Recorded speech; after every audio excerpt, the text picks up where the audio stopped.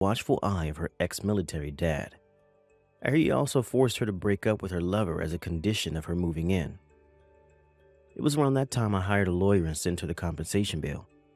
Unfortunately for both Perry and her lover, their bank accounts were empty due to the fact they'd wasted all of their money by spending almost every day in a hotel together. They had no choice but to go into debt to pay me back, and now they spend their days working like dogs while questioning their life choices. Hey, Harry, where the heck did you run off to, boy? Your lunch break ended ages ago. You have no right to slack off. You do well to remember you're nothing but a filthy temp worker at this company. If it were up to me, you'd be working straight through your lunch break, you damn moron. Hey, Dick. I'm out doing door-to-door sales with Greg, the sales manager today. Huh, with Greg. Thought it was weird when I couldn't find him, telling me he's with you. He's away picking up the car from the mechanics right now, but I can pass on a message if you want to leave one with me. I ain't got jack to say to you, boy. Damn it, I'm pissed. I thought I was going to be able to force you to do all my work without that loudmouth Greg around. I can't freaking believe you're out doing the rounds with him. Ah, looks like he's back. Just pulling in now. What? You better not tell him about what I just said. This conversation stays between me and you, boy, or are we clear?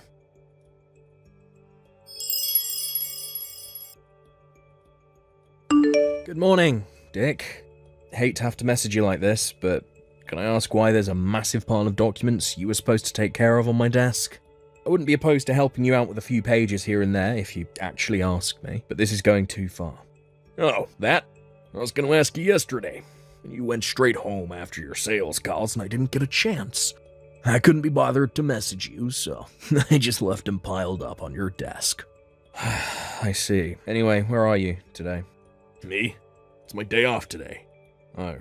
You better make sure you take care of every last file on that desk for me, boy. I want to see the neatest, tidiest looking pile of completed documents on my desk when I get back to that office. Sorry, but I can't do this work. Huh? That goes for now and from now on, too. But I won't be doing your work anymore, Dick. Not even if you try forcing it on me. So you might as well save us both the trouble and not even bother trying. What? You dare defy my orders? Sorry, manager's calling me. Gotta go. No, wait. No, I really gotta go. But the deadline on that stuff is today. Answer your goddamn phone, boy. I'm a full-time employee at this company, you damn temp piece of crap. You do not have any right to disobey me.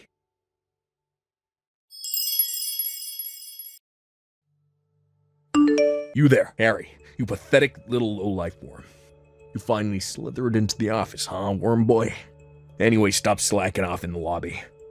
I saw you stood around doing nothing near the reception desk, you know.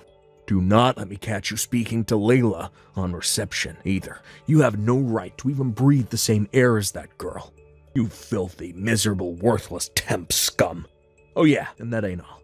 Do you have any idea how much trouble you've caused me by slacking off these last 2 weeks, you little pipsqueak? I'm gonna teach you a lesson. You'll know what happens to people who mess with the big boys soon enough. You better prepare yourself for the hell that's about to rain down on you, worm boy.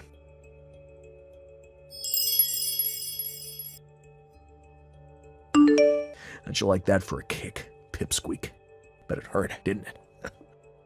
You know what? Kinda reminded me of my old high school days, back when I used to flush nerds like you's heads down the toilet. I got a nostalgic throb in my right leg thanks to you, loser. You know what they used to call this right leg in my school days? The Nerd Buster, and based on how far you went flying, I can still bust nerds with the best of them. Yeehaw! Why the hell did you run up from behind and kick me while I was stood waiting at the reception desk? Huh? I want an explanation. Why do you always need me to spell everything out for you, pea-brain? Connect the dots, retard. Don't take a genius. Actually, fine, you know what? I'll tell you this time, since I feel bad for you. Alright, so I kicked you because Kayla from reception, my girl. I gave you an ass whooping because I saw you slacking off, stood at reception trying to get into her panties. I warned you this would happen, but you didn't listen. Don't you dare flirt with my girl again, filthy temp scum. We clear now? We heckin' better be. Now get back to your desk and get work If I catch you slacking off again, I'll flying karate kick you next time. Pea-brained moron. Dick, I kinda get the impression you don't know. Could it be? Know what? I came from our biggest client company, Sadler's Stationery. Huh? They offered me a full-time contract a while back. I finally decided to take them up on it and left your company 2 weeks back without updating my temp contract. But I work for them on a regular full-time contract now. Wait, what?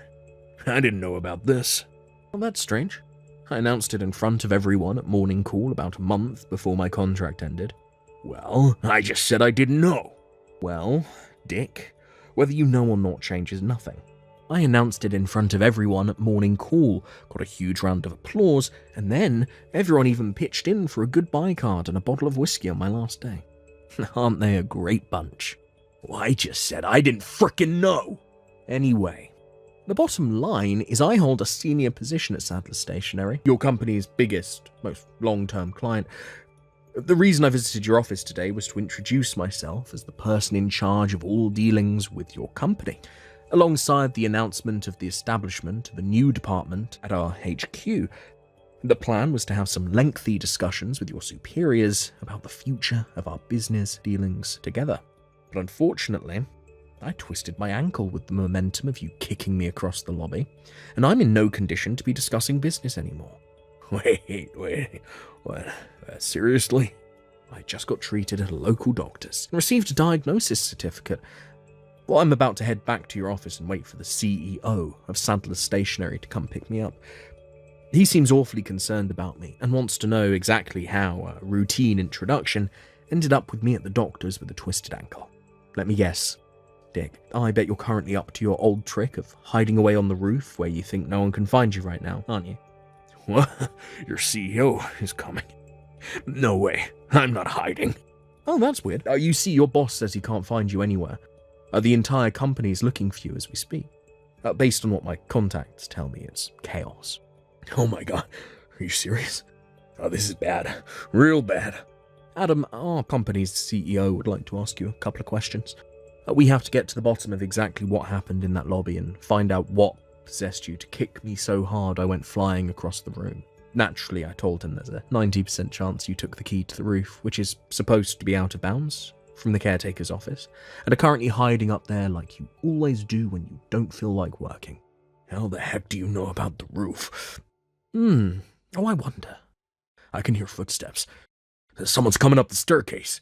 Listen, Dick, the best thing you can do here is to accept your fate and do as the cops tell you. I don't need to tell you how trigger-happy they can get with people dumb enough to resist arrest, do I?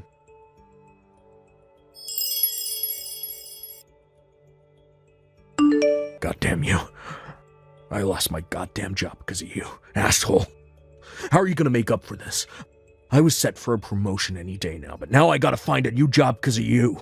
A promotion? Really? You, Dick, of all people. A promotion? Greg from sales was talking about quitting. Who else would they pick to fill his shoes? I've been waiting for a promotion longer than anyone. It was sure to be my turn next. You miserable jerk. You will pay for this. I hate to be the one to have to break this to you, but they decided on someone else before they'd even fired you. Huh? Also, you didn't just get fired for the whole thing with you kicking me across the lobby. There were other reasons. What? You slacked off all year round while palming off your work responsibilities onto me and your other unfortunate co-workers, right? Surely you didn't think the higher-ups wouldn't notice. Oh, and not to mention your borderline stalking of your crush. Apparently you followed her home every night after she rejected your offer for a beer after work. What's more, she said she keeps seeing some weirdo crouched in the bushes opposite her street, holding a pair of binoculars matching your description. You're talking about my Kayla from reception? I don't know what gives you the right to go poking your nose into my love life, but let me tell you this. You're dead wrong. I don't know nothing about no stalking. I love Kayla, and she loves me back. I just know it. She's playing hard to get. So, you know how some girls do that? Oh, wait, what am I saying? Of course you know. You're probably a virgin, right? You loser dweeb. Stalking my ass.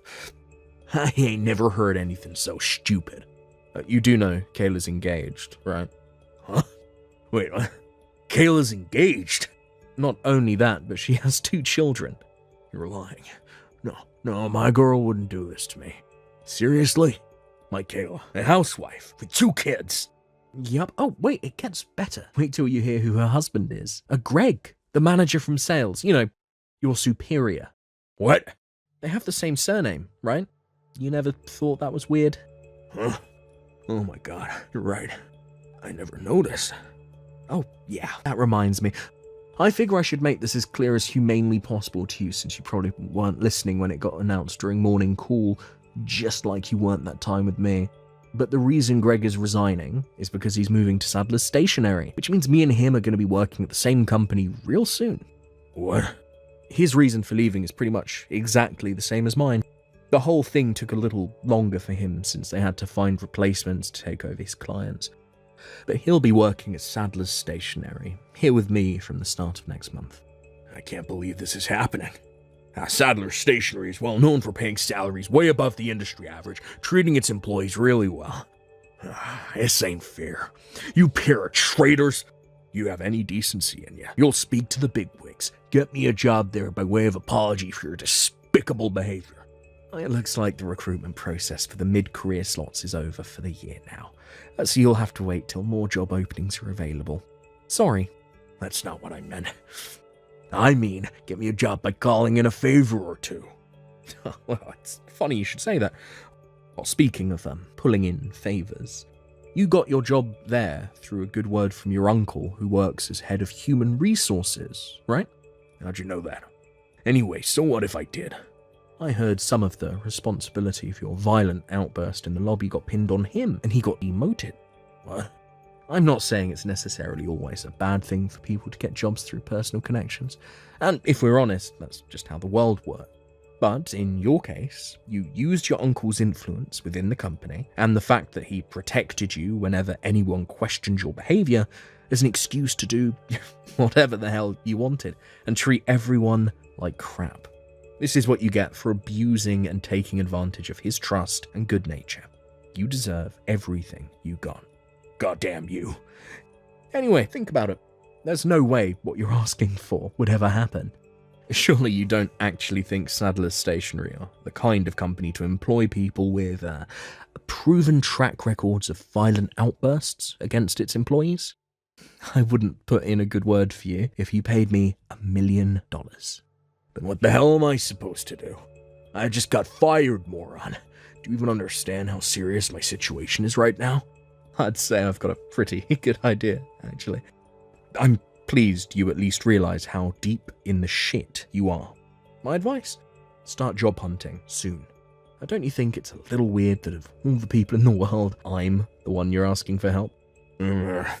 Job hunting is such a pain in the ass.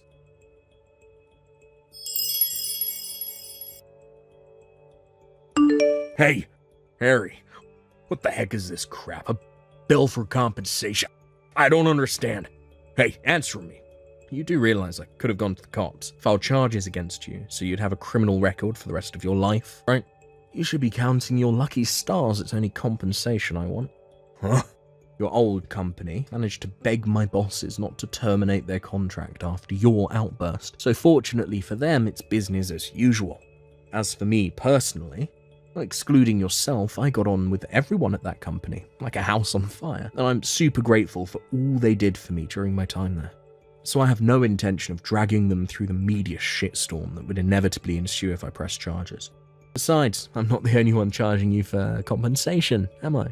I know Kayla from reception definitely is, because we went to see the lawyer together. And then there's the 2 guys from accounts who are currently working on putting together files containing, all your abusive messages. What? Taking everything into account, I thought it was only fair that you pay me compensation for the emotional distress you caused me, as well as paying for my medical treatment. I just lost my goddamn job. I'm unemployed. How'd you expect me to pay you all this compensation when I have no income? Like I said before, get a job. Compensation aside, how do you intend on getting by without working? There's only one thing for it. You have to get me a job at Sadler's Stationery. No can do. But no. But the money. Do I have to spell it out like you're a child? I don't want to breathe the same air as you, let alone work at the same company as you. Huh? Wipe your own ass, you abject failure of a man. Oh my God, Harry. All communications from here on out are to go through my lawyer. Thank you, and goodbye.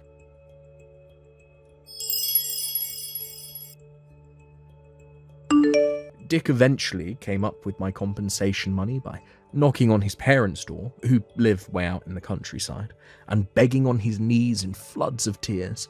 Apparently, they were forced to sell their house to get their wayward son out of the catastrophic mess he had gotten himself into. Dick, being his naive old self, mistakenly thought that meant he was out of the woods. He tried his best to convince his mum and dad to let him live with them in their new apartment, but he was flatly refused and ordered to pay back every cent of what they paid me in compensation. With that, his royally pissed off dad drove him over to a friend's company office, where he was forced to live in an old, disused staff room while working 12 hours a day. However, Dick mistook this new arrangement as being the same kind of connection hire that got him into our old company. He soon began barking orders left, right, and centre, and within a week made the grave mistake of ordering the CEO's son and up-and-coming company president to make him a coffee. With that, he was savagely dressed down in front of all 50 employees during the morning team meeting. He now spends his days on the verge of tears, being shouted at relentlessly by a boss half his age. Karen, are you there? Oh, is that Lila? Oh, it's not like you to message me. What can I do for you, sweetie pie? I think you probably have some idea about why I'm messaging you today. But would you mind explaining why I just found out your wedding ceremony was last week? Huh? Oh, that? Oh no, I told you it was today, didn't I? Oopsie. I was so happy with my newly married life, I totally forgot to update you. Based on your flippant attitude, I'm guessing it was on purpose. Bingo! Would you mind explaining what the hell you think you're playing at? Why would you think it's acceptable to waste my time like this? Do you have any idea how long I've traveled and how much it cost me to get to that church today? Flights don't come cheap, you know. Oh, quit exaggerating, you big drama queen. I'm sure there's a reasonable explanation for why you think it's acceptable to behave like this. Go on, I'm waiting. I don't know whether you'll be satisfied with it, but there is something that might help you understand. Quit beating around the bush and spit it out already. Jeez, you're a real hard ass. I know you're my big sister, but you could at least pretend to have some good manners. All right, I'll get to the point. You'll probably regret it when I'm done, though. Tell me, sis, have you been in touch with your fiance lately? He wouldn't have happened to, I don't know, gone totally silent on you, would he? Huh? What are you talking about? Well, you see, it just so happens that your fiance is now my husband. Excuse me? Surprising, right? But it's too late for you now. Your fiance is mine. Sorry, sis. I wish I could see the look on your face. Hang on, wait a sec. Let me get this straight. You mean you intentionally sent me to a wedding ceremony that didn't exist 1 week after you actually got married to make sure I wouldn't show up for the actual wedding? Yep, bingo. We got married last week without you, so your ugly crying face wouldn't ruin the ceremony. It was kind of a pain in the ass, but I made a fake wedding invite with the wrong date and changed the groom's name so you wouldn't suspect anything. I see. Interesting. By the way, there's one thing I gotta ask. My fiancé? Who are you talking about? Huh? I don't recall being engaged to anyone. What the heck? Are you really so desperate to save face that you'd lie about being engaged?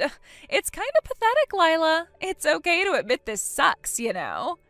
This has now officially left the realm of tragic and become purely hilarious. Stop it, sis. My sides hurt. Anyway, just to be clear, the wedding most definitely wasn't today, right? Duh, of course it wasn't. It must suck so hard to be you right now. Whatever. I'm gonna stop by the hot spring resort on the way home and have a few glasses of wine to forget what an absolute waste of space my little sister is. The tragic loser who doesn't even get an invite to her baby sister's wedding. You really are the comedic gift that keeps on giving. sis, guess what? Me and my new husband are going on our honeymoon today. Can you guess where we're going? Okay, I'll tell you. Me and your ex-fiance are going to Bali. You know, the tropical island you wanted to go to. Huh? Bali? You're jealous, aren't you? Go on, admit it. But I went to Bali with my friend last year. Huh? Oh, don't talk crap, babe. I know you've never been abroad. Are you lying because you're jealous? Oh, sad. Actually, I go abroad a few times a year for both work and pleasure, so I'm not jealous at all. Not that I care if you believe me.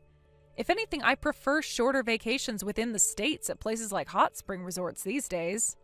What the hell is this? Oh my God, Lila, would you stop it already? I know you're lying. This is tragic. You old hag. How old are you now? Like 30 these days? Ew. You're nothing but a worn out, dried up, barren wasteland of a failed woman whose fiance got stolen by her cuter, prettier little sister. You'll never find another man after this. Your future as a wine-obsessed cat lady is pretty much set in stone now. Was your goal with these messages today to make as little sense as possible or something? Why don't you answer my question? Who's my fiance? I don't have any recollection of having a fiance, so you could at least tell me his name. Nope. Why not?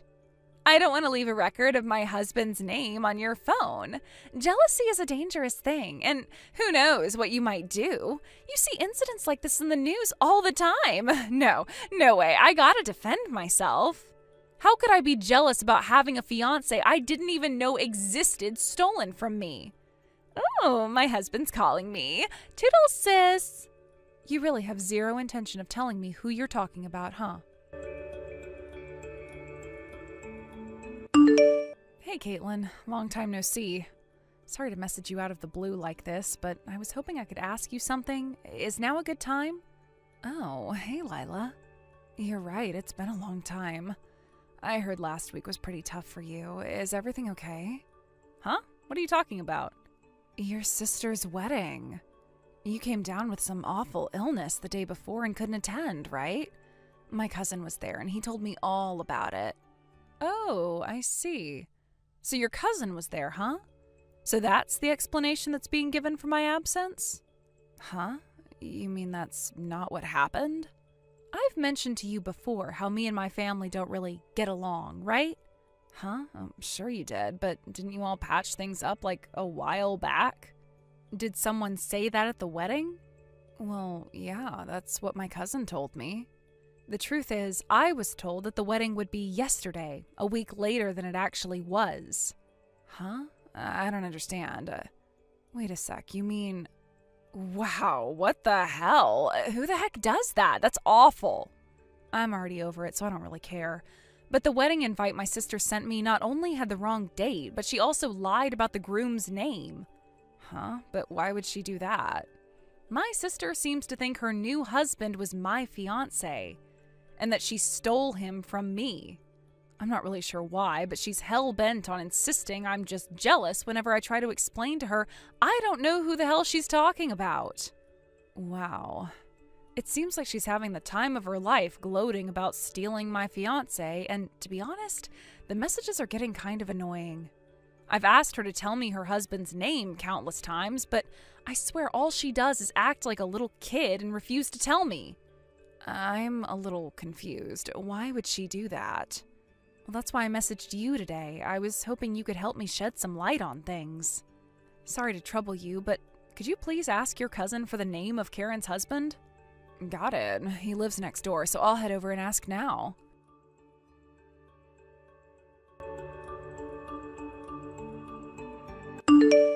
I'm sorry I kept you waiting. Apparently the groom's name is Alvin Longhorn.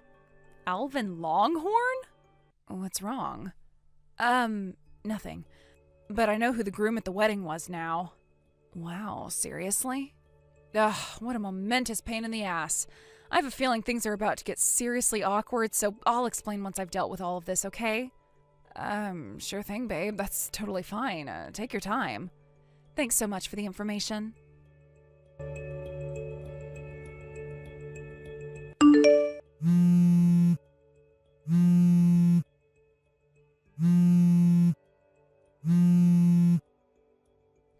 Hello, Lila? What the hell are you playing at, bitch? A bill for compensation from you showed up in the mail today?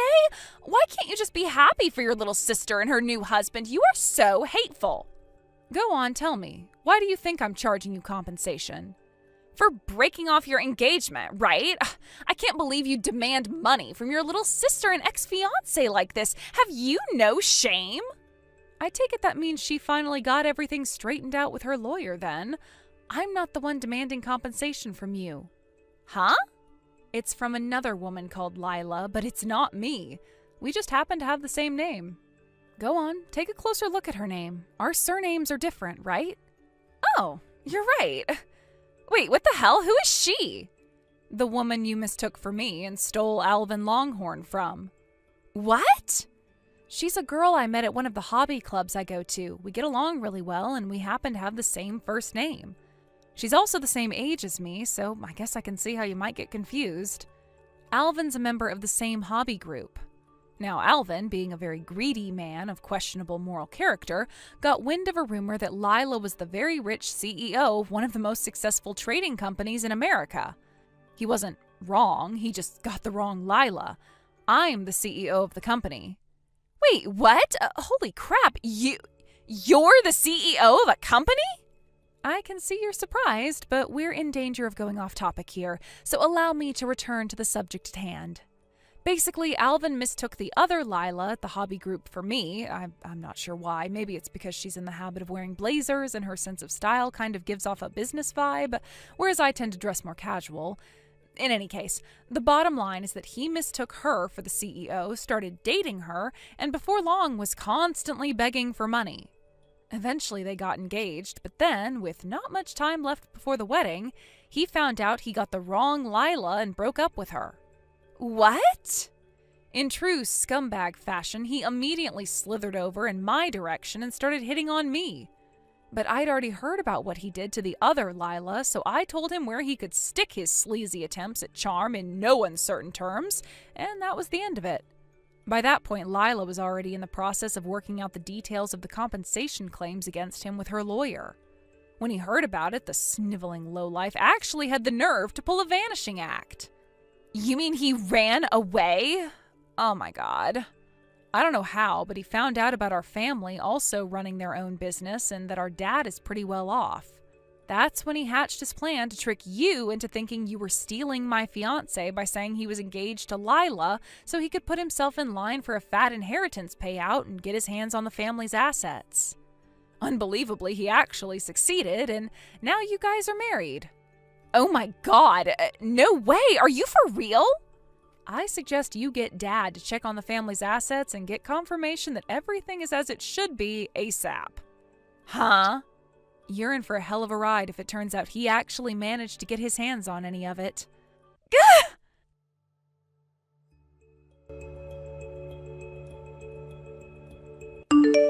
I've been had. I got Dad to check everything. That asshole took $10,000. Wow, are you serious? What the hell am I supposed to do? Damn it, Karen, if you didn't fake the groom's name on your wedding invite to prevent me from showing up at the wedding, I would have figured out what was going on much earlier and the whole thing could have been prevented. Oh my God, I feel sick. Good, you deserve everything that happens to you from here on out. Stop saying such awful things and help me. Why? Huh? Do you remember what you, Mom, and Dad said to me on the day I got kicked out of the house? You are not a part of this family. Our precious Karen is our only daughter. We're not helping you even if you end up living on the streets. Suffer and struggle on your own, you ugly little rat. Why would I want to help any of you? You can all rot in hell for all I care. Being a family is about helping each other out in times of need. How can you be so cold? Sure, the key words there being each other. I don't have any recollection of any of you guys helping me out, ever. Help us. No, help me. And why should I do that? Because I'm your family. You were the ones who explicitly told me I am not part of your family when you kicked me out of the house, Karen. All I'm doing is honoring your wishes and staying the heck away from you. Shouldn't you be pleased? No, you're my big sis. Actually, I think not being a part of your family automatically excludes me from being your big sis. I can't only be your sister when you need my help. Ugh, Lila! Stop trying to sound smart and do something! I'm gonna be totally screwed unless you help me here. You have no right to take this horrible attitude with me. You have to help me because I'm more beautiful than you ugly cave troll! You know, Karen, it's actually baffling to me that you think insulting my physical appearance is gonna make me want to help you. It's amazing that you're capable of saying such things in a situation like this. You're one in a million, but not in a good way. No, I didn't mean it. I'm sorry. I just got a little mad, that's all.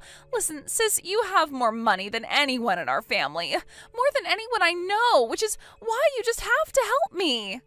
I'm not your family. Oh my God, stop it already. Just help me. Ugh. I need money. Give me money, please. Goodbye. Lila!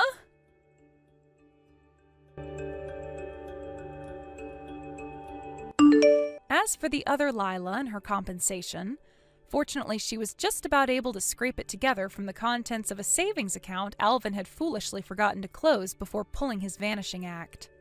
Me? I managed to avoid any harm due to Alvin being too dumb to realize he had the wrong Lila, which meant his gold digger's dream never came to fruition. The real shit show right now is the situation currently unfolding between Karen and my parents. The reason for that, as you probably guessed, is that Alvin stole and completely used up $10,000 of my dad's money as soon as he and Karen got married. After that, as if to add insult to injury to my now financially broken dad, the managing director of his company, who he'd been locked in a bitter dispute with for months, used the situation as his opportunity to take 90% of the company's employees and go independent. Within the blink of an eye, the company my dad had spent decades building had completely stopped functioning and soon went bankrupt. As the things currently stand, the situation is as follows. Alvin, eager to get a hasty divorce and disappear for good, versus my dad, desperate to get his money back, versus Lila, who probably feels like crawling into a hole and dying right about now. Between being locked in a bitter dispute with little hope of being resolved and suddenly finding themselves so poor they're almost homeless, my ex-family's life is a picture of hell. Thank you for watching. Please subscribe and hit the like button. See you next time.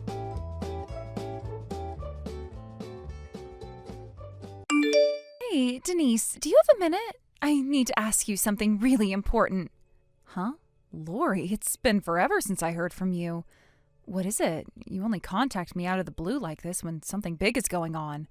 What's going on? I know. I should have reached out sooner, and I do feel guilty about that. But this is really important, and I need your help. Please, just listen to what I have to say. All right, I'm listening. But let's be clear, Lori, whatever you need, I'm not sure I can help with. I've had enough of these things coming up out of nowhere. But go ahead. What's so important that you needed to get in touch now? Well, to get straight to the point, Jack and I are getting a divorce. Wait, what? Divorce? But you guys seemed fine. I mean, from the outside, everything seemed all right. How did this come about? I know. It seems like everything was fine, but really, it wasn't. The thing is, both Jack and I agreed on it. We're both in agreement that it's the right thing for us. The issue now is Roger and his custody. Jack refuses to give up custody of Roger, and that's where things are getting complicated. I can't let this happen. I have to make sure I get him. Roger's custody? Wow, that's a big deal. I mean, I'm not surprised, I guess, but, well, it's been hard for both of you. But really, Lori, you're asking for my help with this? You want me to intervene in custody? Do you honestly think I can help in this situation? Please, Denise, you're the only one I can turn to. I've tried everything else, but Jack won't listen to me, and I'm scared he's going to win this. I need your help convincing him just to get him to see things from my perspective. If you can just help me with that, I'll do anything. Please, I can't lose Roger. You know how much he means to me. Lori, I don't know about this. I'm not sure I can just get involved in this. Custody is a huge thing, and I really don't think it's as simple as you're making it out to be. I mean, come on. This is Roger we're talking about. You haven't been around much for him, have you? You know, if I think about it, you've hardly been involved in his life lately. What are you talking about? I've been busy, sure, but that doesn't mean I haven't cared for him. I send money every month. I do what I can, don't you see? It's just that things have been so hectic with work. And you know Jack doesn't help either. I've been stuck in this situation where I have to be the one to figure it all out. I am doing the best I can. You're doing your best? Lori, honestly, if you were doing your best, would you really leave him with us all the time? You barely even visit him. And you're right, Jack doesn't always help, but that doesn't mean it's right to let someone else step in like this. You've left Roger with us since daycare. Do you know how that looks? You have to understand how that affects him. I didn't think about it like that. But it's just, things have been so difficult lately. I've been running around trying to get things done. It's been overwhelming. Jack is hardly around. I can't even catch a break. So yes, I've left Roger with you guys, but I've always made sure he's taken care of. Lori, let me be honest. You send money, yes, but that's not enough. You don't see your son, and you barely make any effort to change that. I understand that work is tough, but Roger isn't just some accessory you can leave behind. And let's be real here. You've had months, even years to put things in order. You haven't prioritized him, and now you expect me to help you just take him away from the life he's known? It's not that simple. What are you saying? Are you telling me I don't care about my son? How can you say that? He's my child. Of course I care. Don't act like you understand how hard this is for me. It's easy for you to judge me from the outside, but you have no idea what it's like to be in my shoes. Lori, don't take this the wrong way, but I've seen the reality of the situation. You talk about caring, but actions speak louder than words. If you cared, you would have made more time for Roger no matter what. Jack may be absent, but so have you. You can't just come to me now and expect me to fix everything. You've left me and my family to pick up the pieces for too long. I know I've messed up, okay? I get it, but I'm asking for your help now. Just help me convince Jack to let me have custody. Please, Denise, I'll make it worth your while. I'm not asking for much. All I need you to do is to speak to him. Help me convince him that Roger should be with me. Isn't that something you can do? You think I can just talk to Jack and convince him to change his mind just like that? You've been absent for so long, and now you expect me to fix this in one conversation? You have had so many chances to be there for Roger, but now you want to take him from the only stability he's had?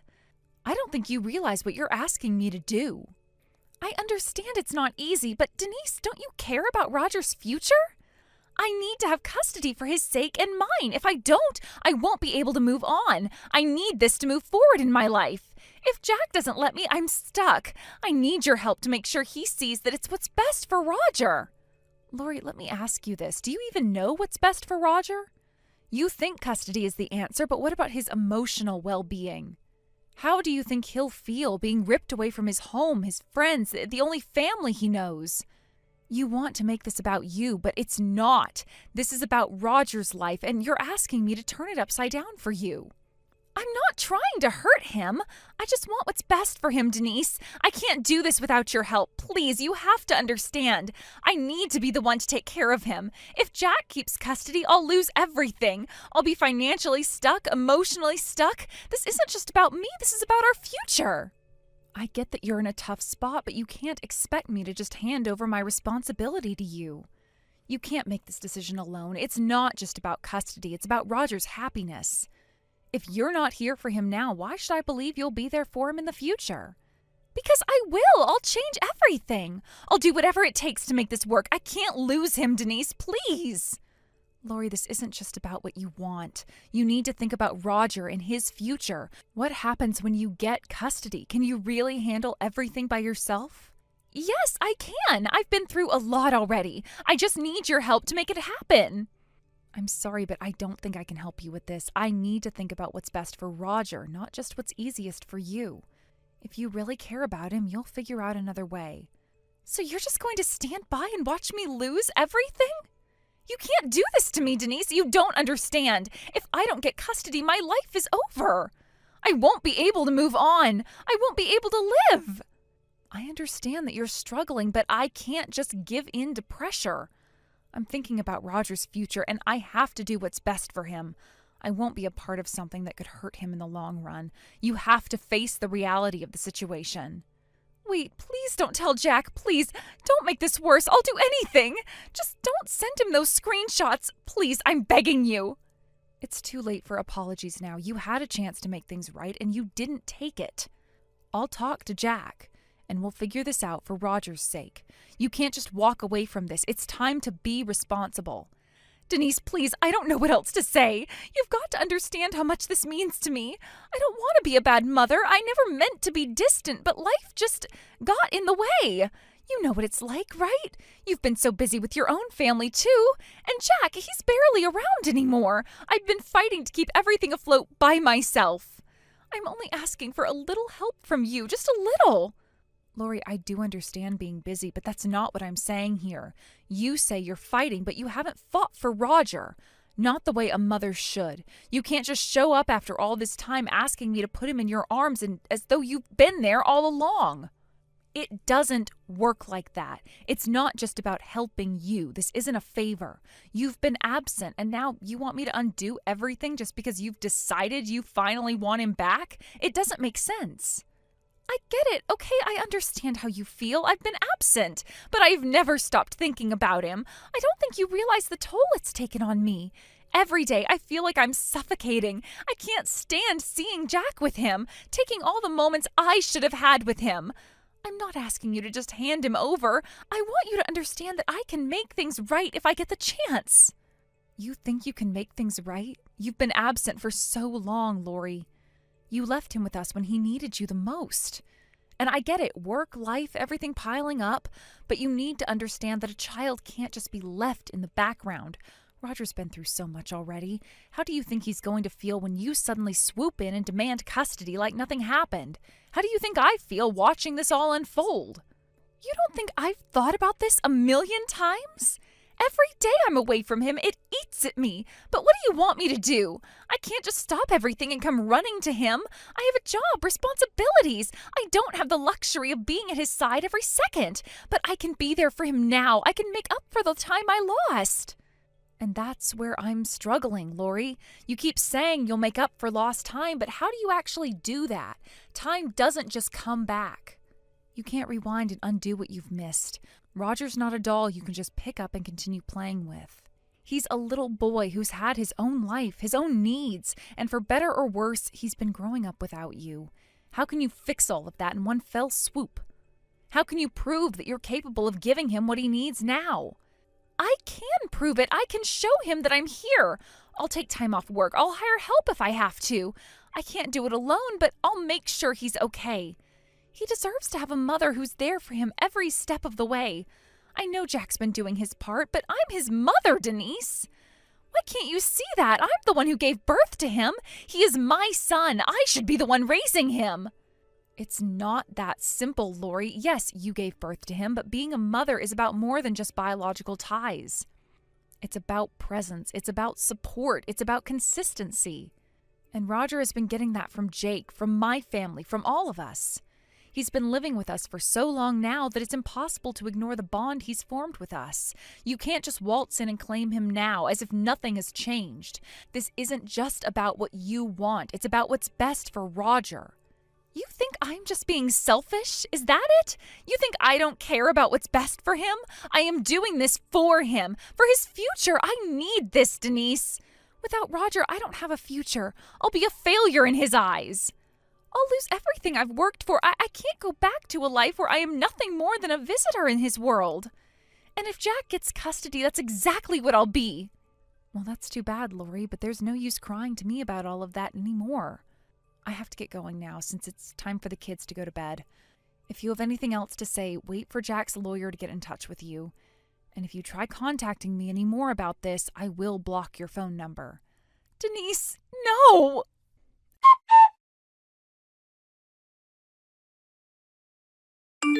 After that, Lori fought for Roger's custody through a lengthy court battle, hoping to regain her parental rights.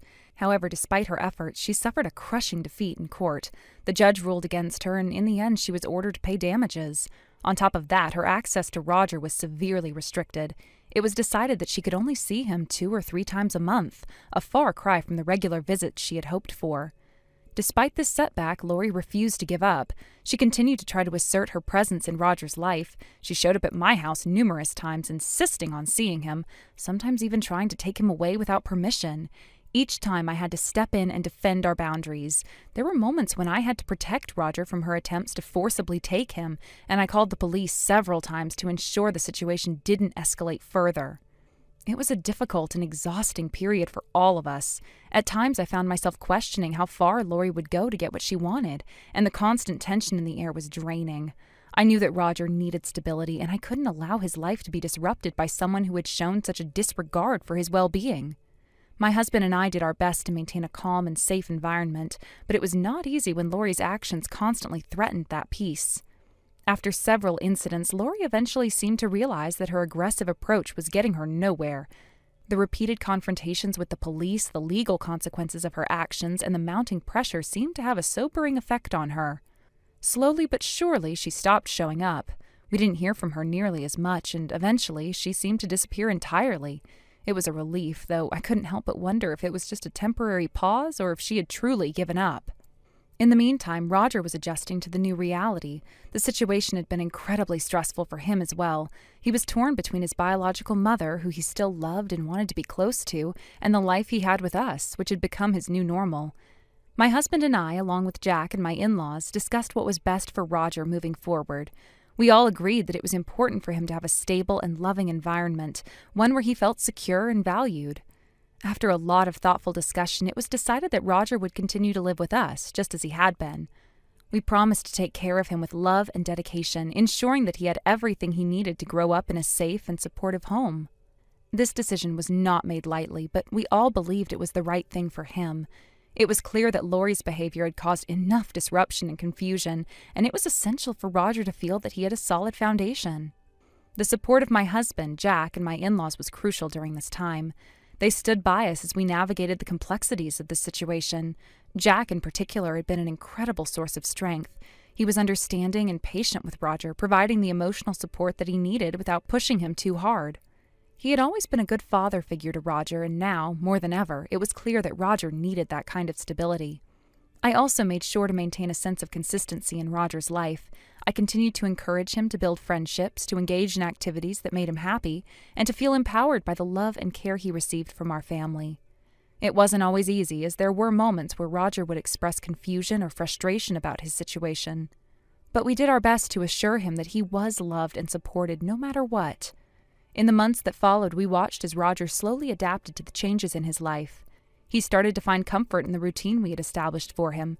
We continued to provide him with emotional support, reinforcing the idea that his feelings were valid and that he didn't have to choose between his biological mother and us. He could have both in different ways, but his primary home, his place of safety, would always be with us. Though Lori had tried so hard to disrupt our family, in the end her actions only strengthened the bond between us. The love and commitment we showed to Roger, the way we stood by him when things got tough, helped him realize that we were the ones who truly cared for him. We had always put his well-being first, and that's what mattered most. Thank you for watching. Please subscribe and hit the like button. See you next time.